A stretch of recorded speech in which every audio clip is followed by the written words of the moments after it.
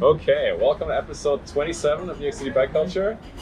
Special guest today, a race winner from this past weekend, and not the first time he's won a race, but I think I can honestly say he won the Prospect Park World Championships. The Lipka Rally Castelli Cup first race in the series. This is one of their series in Prospect Park.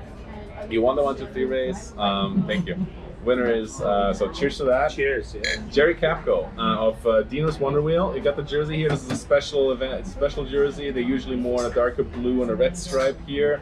But I think it's fair to say you guys are a Masters team. That's right. Jerry is a little bit older than I am. I can say that 45, so eligible for 45 plus as a Masters.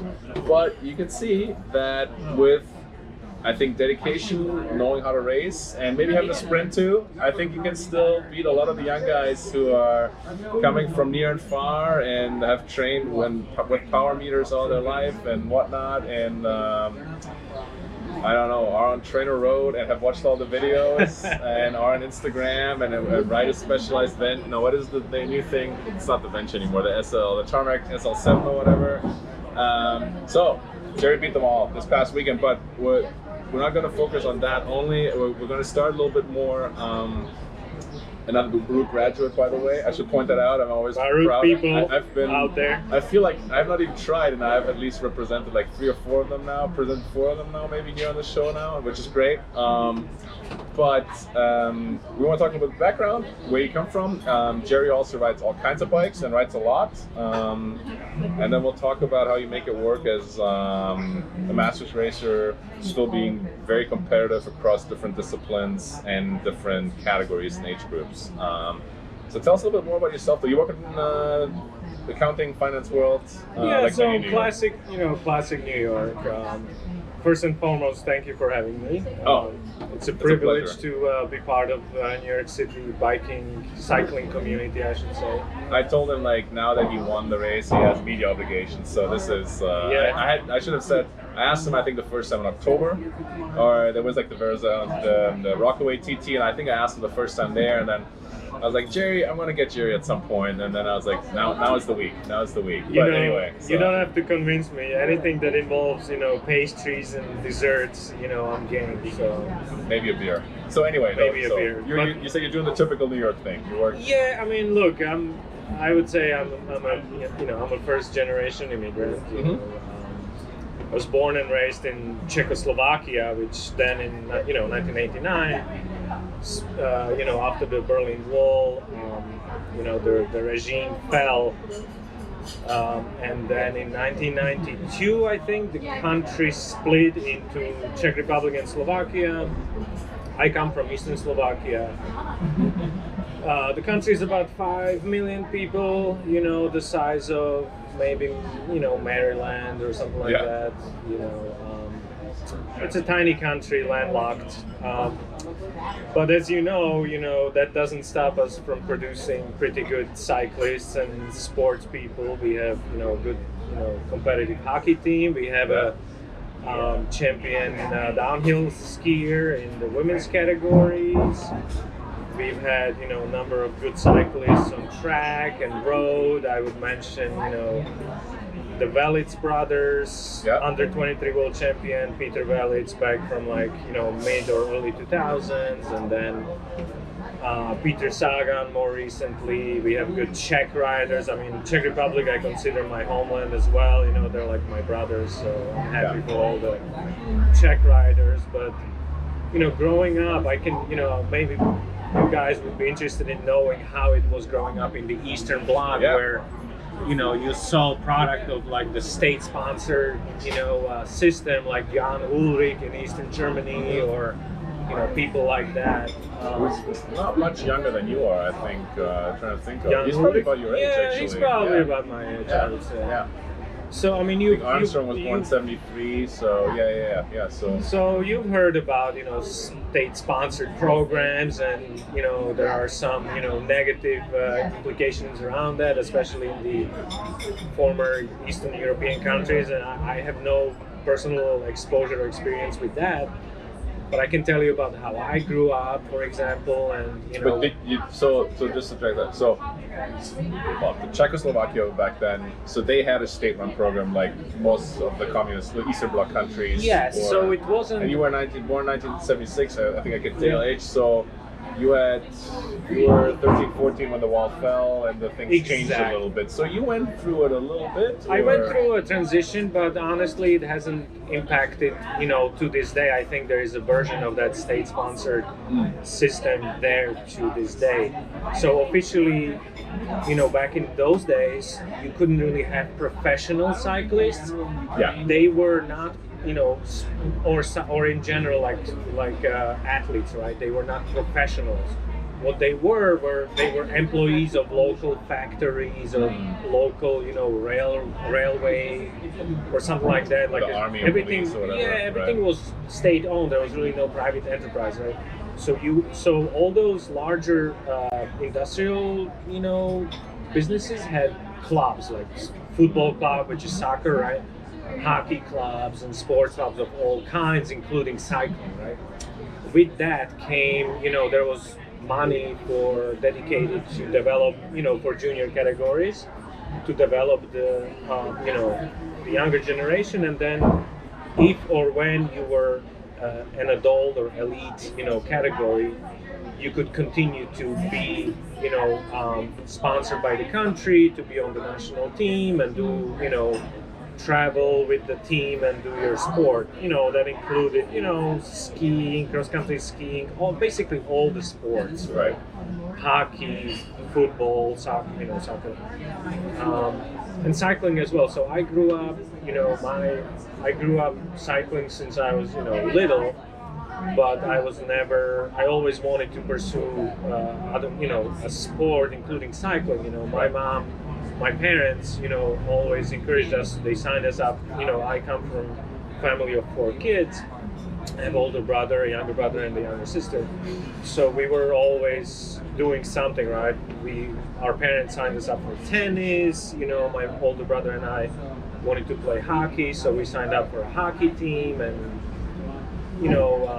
at the time when I was, 11, my mom found out that her then boss, the place she was working, was a cycling coach. So she was like, hey, my boss is a cycling coach, why don't you go and, join their team for practice, see if you like it, and so on. So I did. And, I from age 11 to age 18, I was on the local, cycling team. And basically what that meant was, we had, as a normal kid, you go to school, 7 to whatever, 1 or something like that. Then you have after school, and when you get older, you don't have to go after school, you can just go home. So we had, during the weekdays, we had 2 training sessions on Tuesday and Thursday at 3 o'clock. And, depending on how old you are, as a junior, between ages, so you have categories grouped by 2. Years too, so category 11 to 12-year-old, and 13, 14, 15, 16, and 17, 18. So depending on the category, you do the certain amount of training, and as the older you get, the more gearing range you get. So when you are younger, like 11, you can only ride, let's say 53, 17 maybe is your biggest gear you can push. Then as you get older, you get stepped down to 16, 15, 14. So I think by the time you're racing 17, 18, which is the highest junior category, you can use maybe 52, 14 maybe. Okay. That's similar here where they have a gear restriction for. I think they have the same for all the juniors here, but it doesn't change depending on the age. But it's a gear restriction. Yeah, there's a gear restriction. So as a young person developing in Slovakia, or I highly recommend the Palazzi, which are blinzers. Yeah. Very thin pancakes. Yeah, called blinzers here, but they call them Palazzi in Slovakia, Czech Republic too, probably. Yeah. So absolutely. And so as you when you join the program or the development program, you know, we used to have 2 training sessions, Tuesday and Thursday, during the and Wednesday. Right. Tuesday, Wednesday, Thursday. Then Monday was a day off, and Friday was a day off, and then weekend you do maybe longer rides with bigger hills, right? So during weekdays we had like days structured, for example, where we would do tempo Tuesday, time trial Wednesday, you know, maybe another tempo on Thursday. Okay. And then on weekends we would do hills, like longer rides, hills. Right.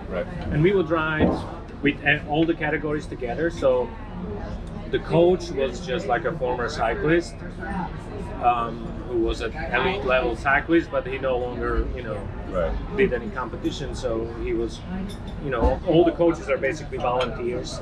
So you just, you know, you're part of the club and you volunteer to be a coach, and you manage those kids. You train them, you show them how to do, how to prepare for competition, and you also show them, you know, pace lining. You show them, you know, you teach them about, you know, bike maintenance, how to change a flat, and you teach them riding in a peloton, you know, doing a pace line, doing the rotation, when you're doing the carousel, for example, which is what we call, like, you know, you just take a turn and you're constantly turning. You don't take longer than like 5 second pull. Yeah. That's a what lot we of call people a start with carousel that here. Yeah. So, and you have to understand, you have to learn and understand the wind direction and how to cover yourself and how it works. And, you know, you also practice sprinting. As a junior person, you do that, right? And so throughout the year, as part of that program, you know, let's begin with like January, right? There is, you know, it's snow and ice, so all you can do is maybe play soccer on snow, or do cross country running, and play hockey when the ponds and lakes are frozen. Rivers are frozen, so you play hockey. You know, then you cross train. And though, you know, sometimes we had like 1 or 2 rollers on the team, so we could like swap rollers around the team and have somebody had the rollers on Tuesday, then somebody had them on Wednesday. And you could sit on rollers if you wanted to, and that was a good way to practice, you know, straight riding, because to stay and ride on rollers, you have to be very, very even, and you have to know how to pedal really smoothly to not to fall off and things like that. So it was beneficial, right? Have a bite. I want to ask you. So this all sounds pretty similar to like the amateur kind of club-based sports that I grew up in Western Germany, and the unified Germany afterwards, which is you have clubs and they have coaches more or less qualified. I played soccer growing up, but that kind of structure of 2 or 3 practices per week, and then you have a game on the weekend. That sounds pretty standard, right? I think in some ways, to me at least, that sounds very familiar.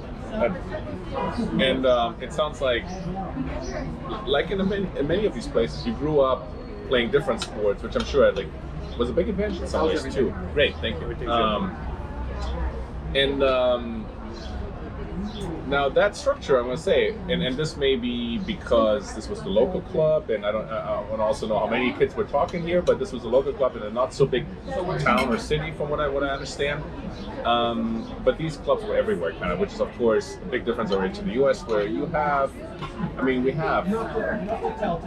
on how you want to count it, like maybe 3 junior teams in the New York City metro area right now, which is nothing, you know, if you think about it, how many people there are here technically. But the question I had with that, so how many people were there, was one question, and then the other one is, I think a lot of people when they hear the state sponsored or state controlled system, right, when they think of the Soviet Union especially, and they think, all right, people come around and they figure out at age 6 how tall you're going to be, and then they send you a certain sport or another one and all that. They have this very kind of a certain view of the sport where it's like it takes away your human rights and your freedom of choice to some extent, right? And that's not the story you're telling here, at least for Eastern Slovakia at the time. Was that there too? Was that more the high end, or would you have gotten picked, or did you get picked? Were the kind of people coming around and recruiting for the next higher level? How was that? Because this is a local club, so this is a local club. Right. So you are correct that there was a system of selecting kids who were very talented and encouraging their parents to sign them up to like a sports school, and that was an option in my at the time when I was growing up, right? So if let's say you were talented enough, again, there are different levels. Like there was the time where I grew up in Eastern Slovakia, we did not have like a dedicated sports school. However, the regional capital, which is like let's say a county capital, right?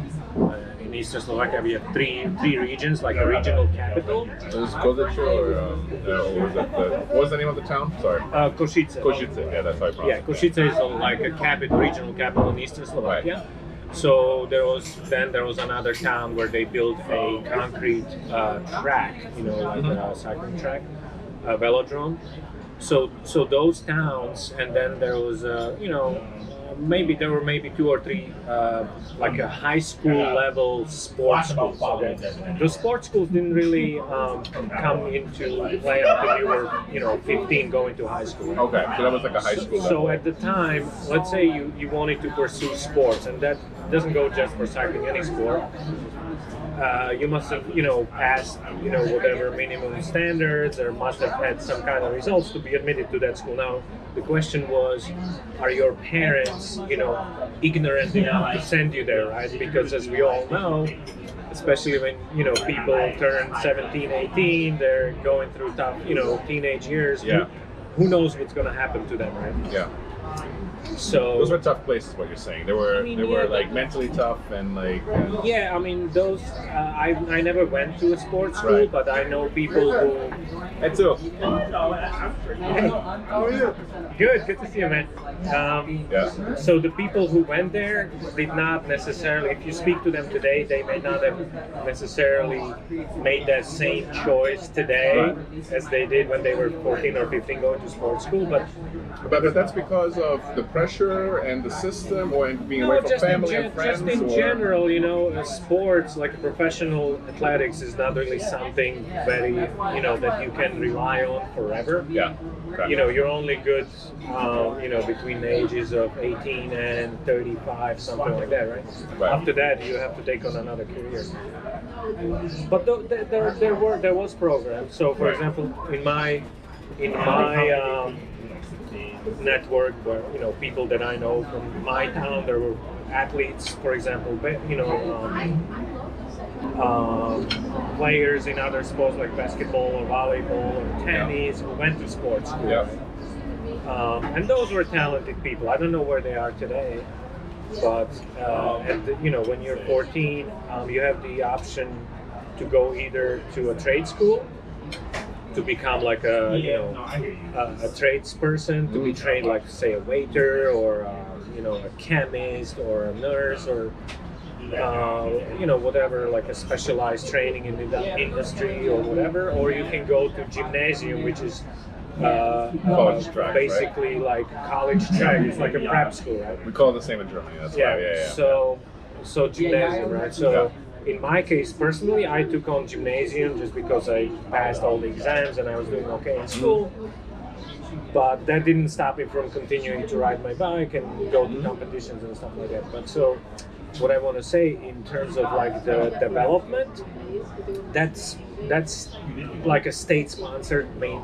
If you get to a higher level, it becomes more rigorous. But at the less constrained level, you have those local clubs that support kids. They give you equipment, they sponsor you that way, and then when you go to competitions, which begins probably like March, April, you go to all kinds of competitions, and when you don't have equipment, when I say equipment, I mean like nice equipment. You have basic equipment, right?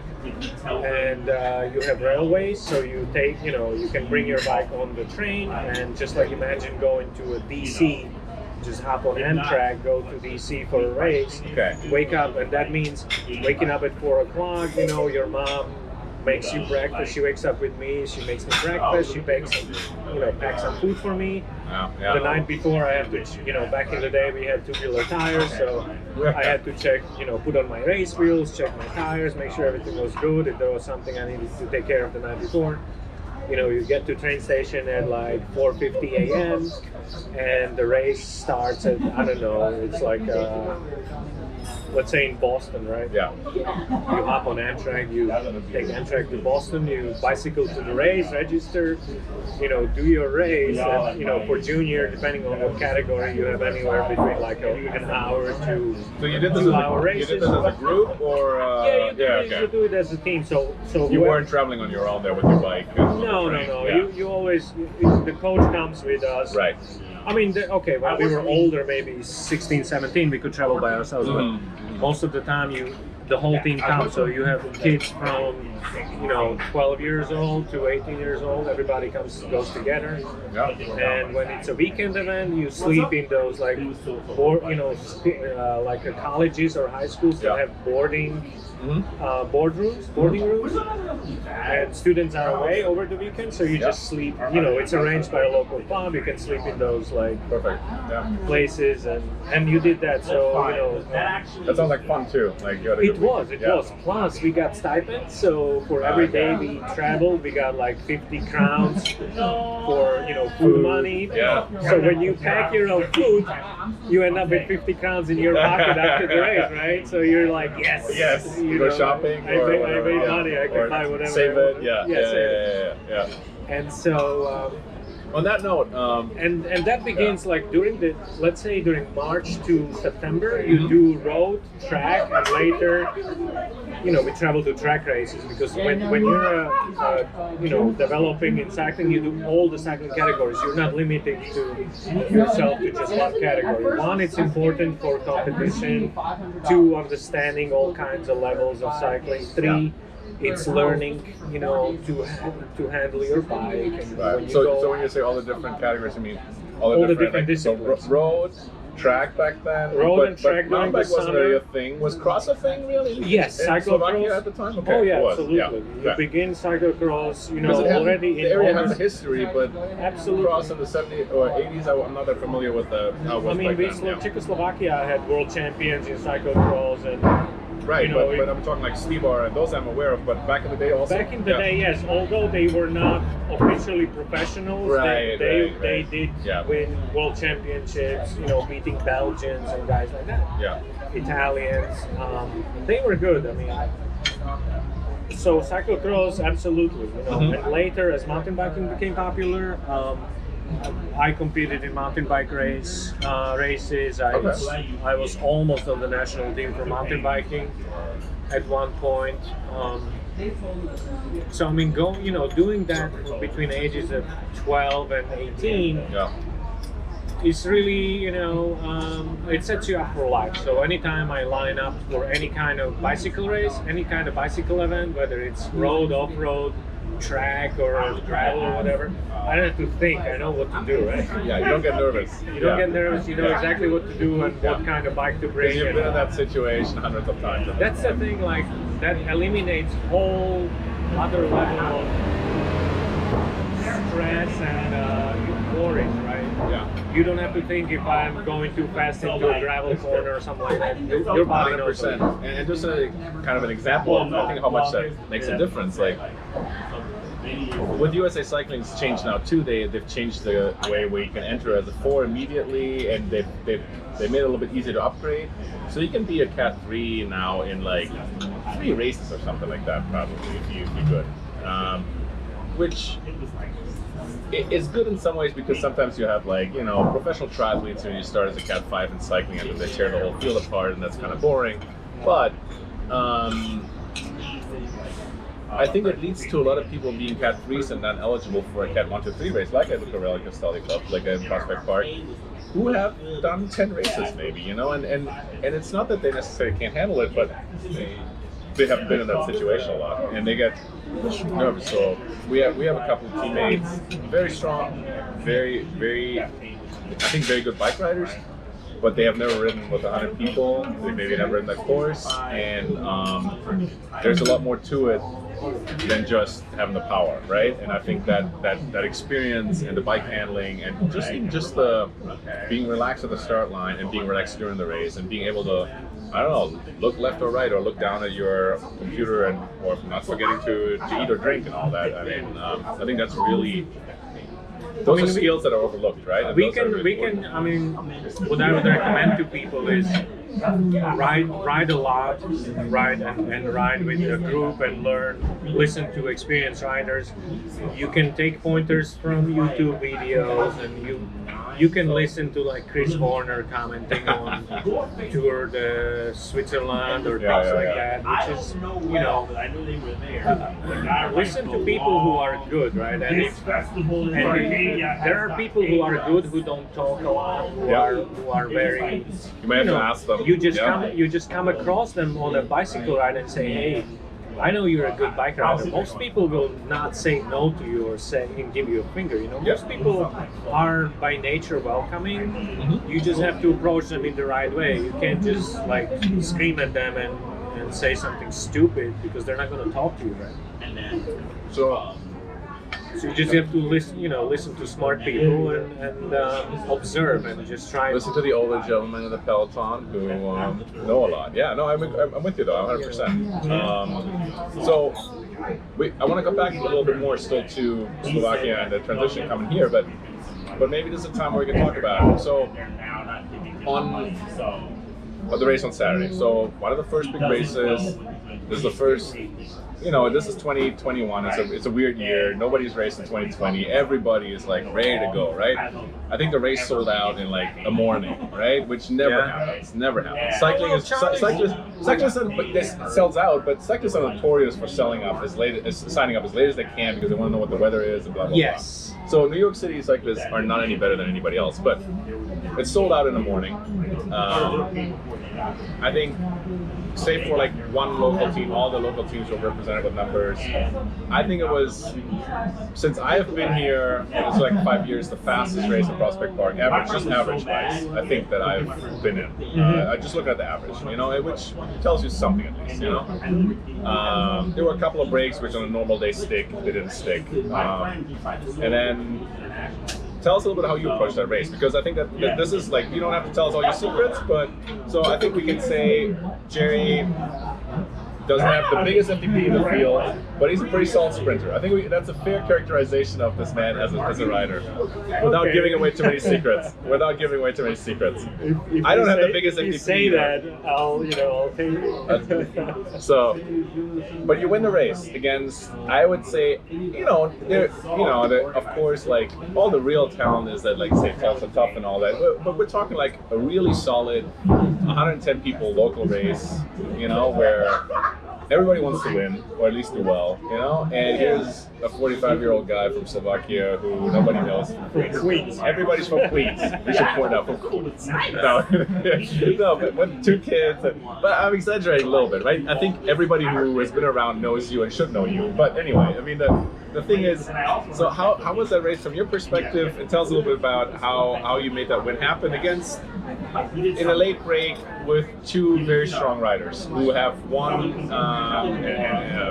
Ralph, for example, has won the overall at Luca and Castaldi and Prospect before, I think, and and they have teammates and whatnot. So, how did that work for you?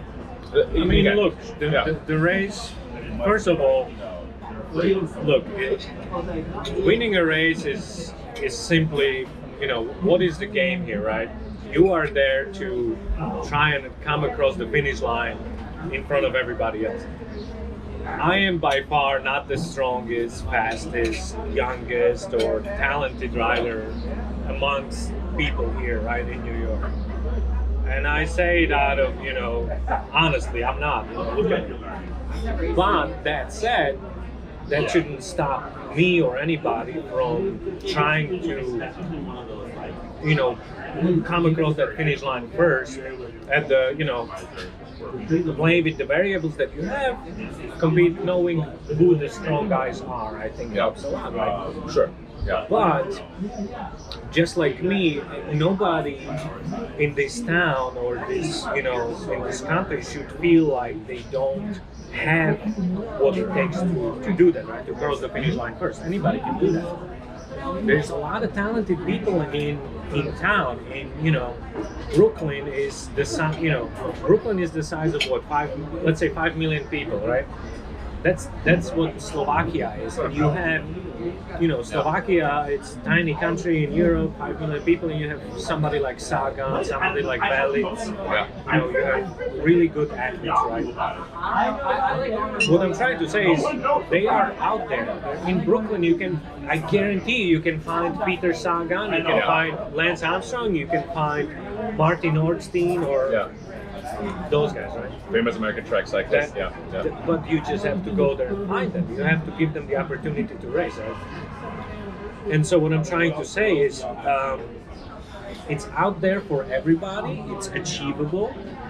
You just have to learn to play. You have to know the rules. You have to know who the players are and play the game, right? Like anybody can play chess, and learn the rules.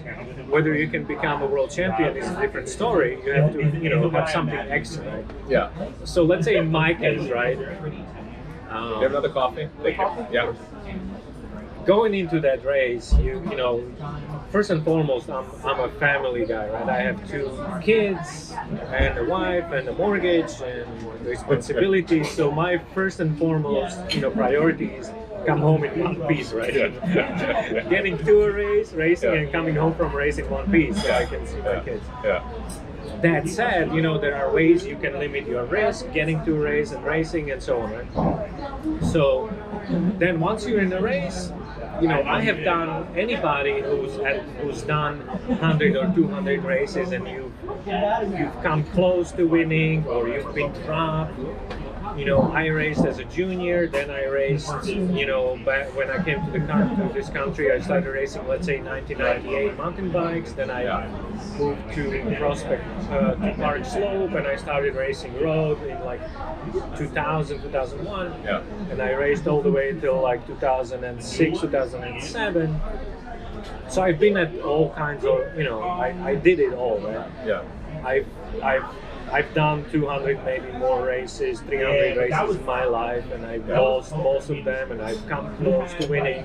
I won some of them at different levels, at elite level, at junior level, at masters level now. So you kind of, after a while, you start understanding the dynamics of the race. You have to know who the strong people are and how they race. You also have to understand the mentality of the field.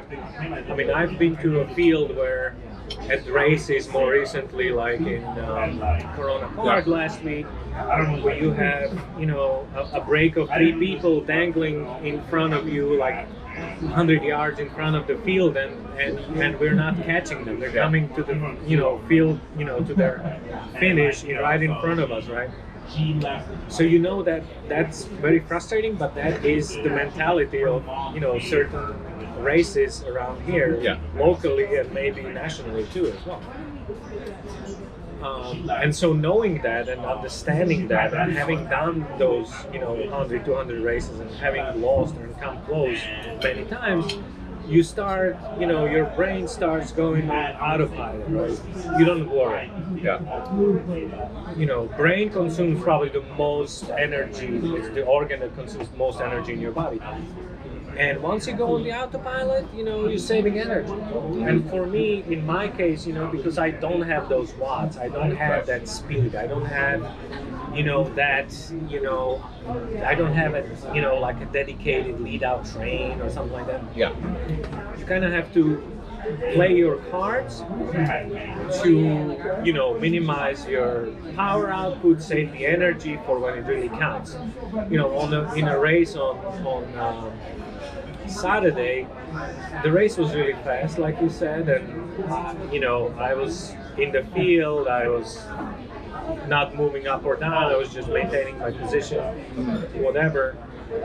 And I saw those breaks go. I tried to bridge up to them with some people, and I tried to do it, with somebody. I never tried to go alone because sometimes I've done that many times, right? And I wasted a lot of energy and came to nothing. So I try to always do it with somebody. And if you see somebody who's really good, like Christoph, He's really strong. I know that he works hard. Second place. It's been featured here, Palazzi. Yeah. Palazzi, and you know that he's a strong guy. You can work with him. Yeah. And just like following those moves and being there, being in the race and observing how the race is going. The first hour was unbelievably fast, but then what happened was, what I noticed personally is, after the first hour, all of a sudden there was somehow I managed to come to the front, and I felt like I could stay with the guys, and I saw people go and they were being brought back. So then I noticed, you know what? People are starting to get tired. People are starting to, slow down. And coming down to my level, right? To normal, pedestrian level bicycle racers, so to speak. So maybe just people were over, enthusiastic the first hour, and I mean, it was a really fast race. Yeah. But then, after the first hour, I was in a break. We were going 20 and a half, which on a normal day is enough to stay away, but we got reeled back in because everybody wanted to be there, I think, and I think that showed after a while. You're right. Yeah.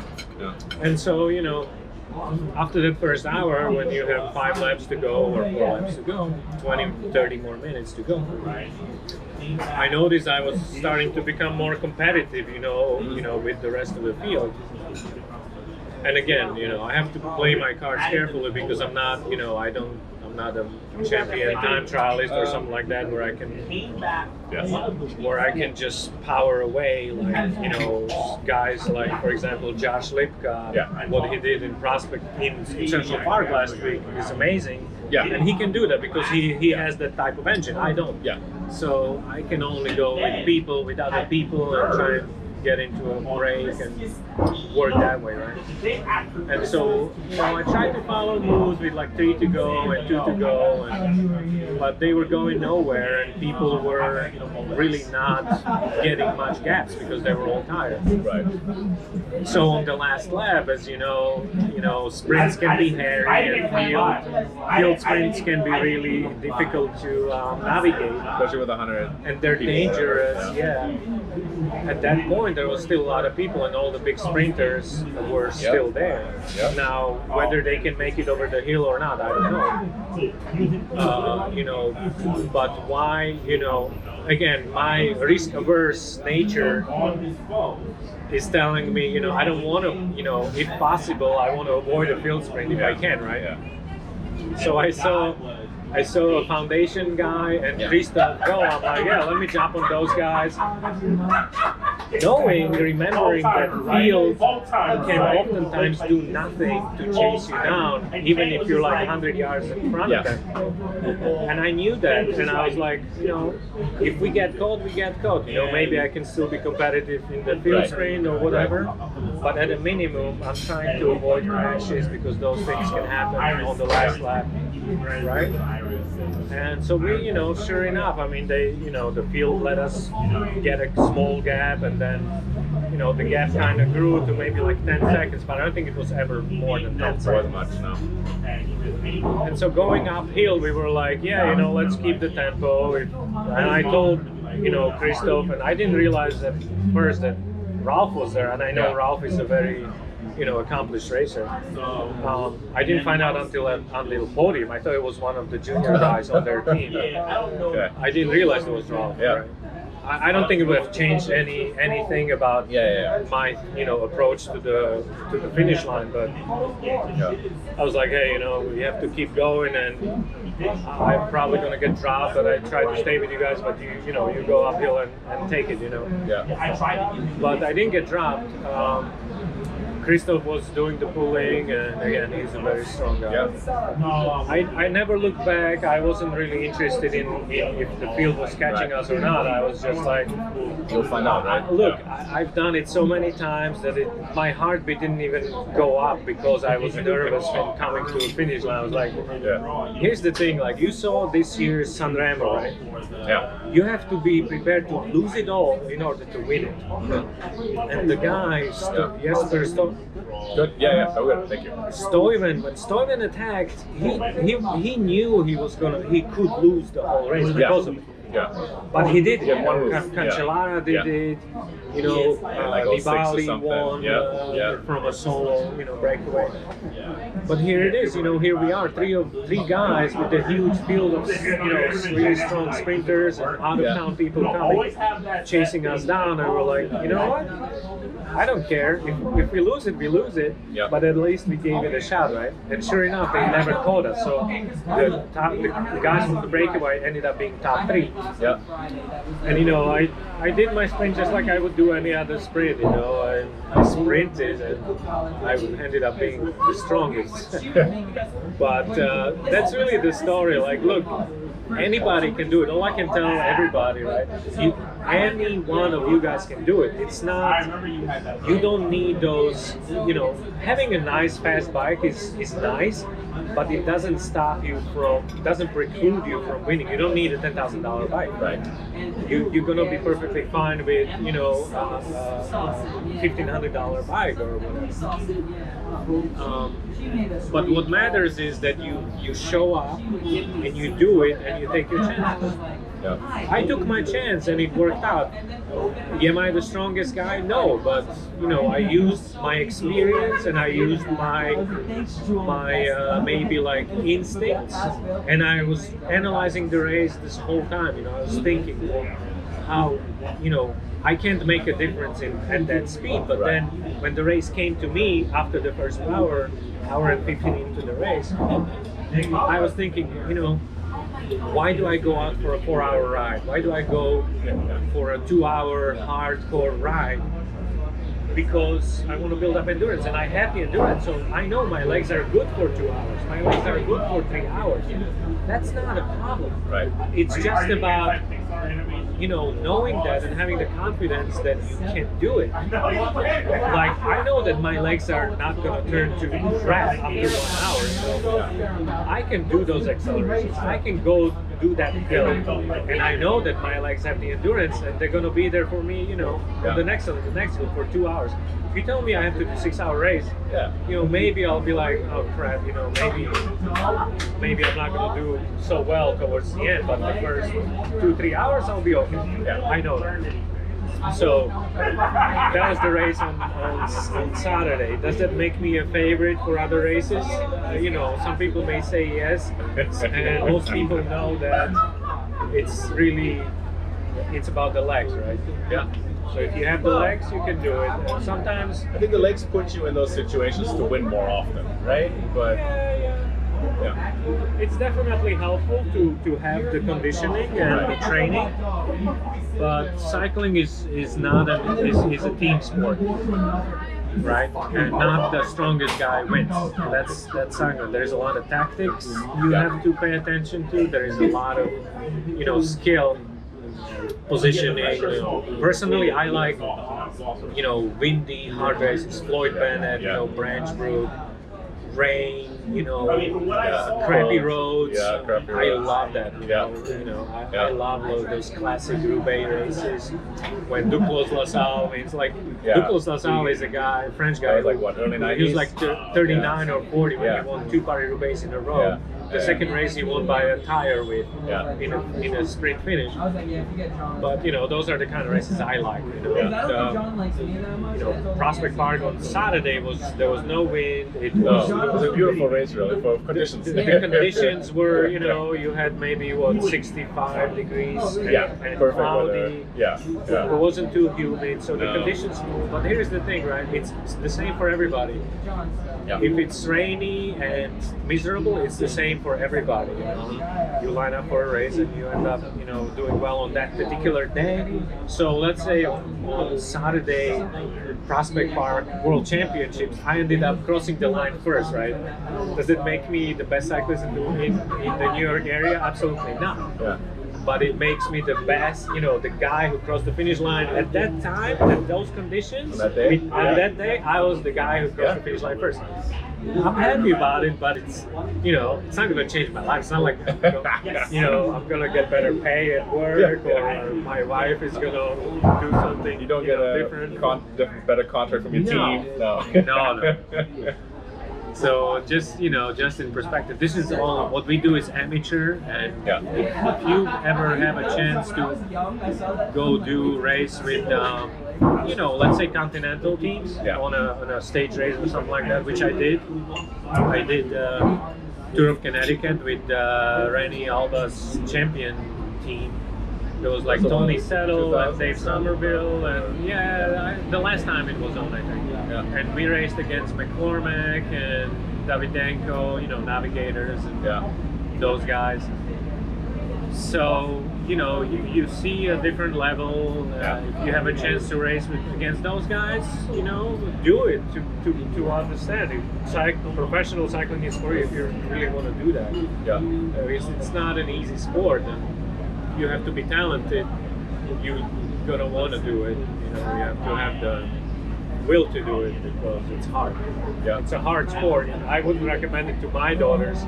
The professional level. Yeah, the professional level. As a commuting, look, I am a big fan of bicycling. I've been using my bike almost exclusively for commuting since like 1998 maybe. Yeah.